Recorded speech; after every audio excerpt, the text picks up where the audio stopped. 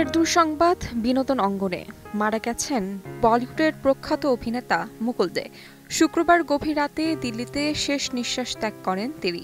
এর আগে বেশ কিছুদিন ধরেই তিনি শারীরিক অসুস্থতায় ভুগছিলেন বলে জানা গিয়েছে।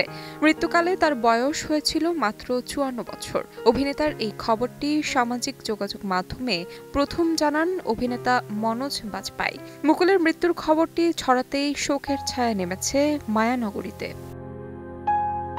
বহুমুখী প্রতিভার অধিকারী ছিলেন মুকুল। ছোট পর্দা থেকে বড় পর্দা সর্বত্রই তার বিচরণ ছিল।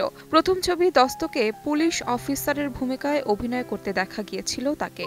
এই ছবি দিয়ে বলিউডে পা রাখেন প্রাক্তন বিশ্বসুন্দরী সুস্মিতা সেনও। সালমান খানের সঙ্গে জয় হো ছবিতে মুকুলের অভিনয় আলাদা করে নজর কেড়েছিল দর্শক সমালোচকদের। হিন্দি ছাড়াও তার ঝুলিতে গুজরাটি, পাঞ্জাবি, মারাঠি, ইংরেজি এবং বাংলা ছবিও রয়েছে। একাধিক বাংলা ছবিতে জিতের সঙ্গে কাজ করেছিলেন তিনি। তালিকায় আওয়ারা বচ্চন, সুলতান ইত্যাদি। অভিনয়ের পাশাপাশি পাশতু ও ফার্সি ভাষায় দক্ষ ছিলেন সদ্যপ্রয়াত এই অভিনেতা।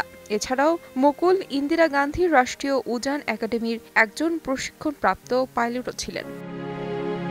তাহমিনা তন্নি, সময় সংবাদ।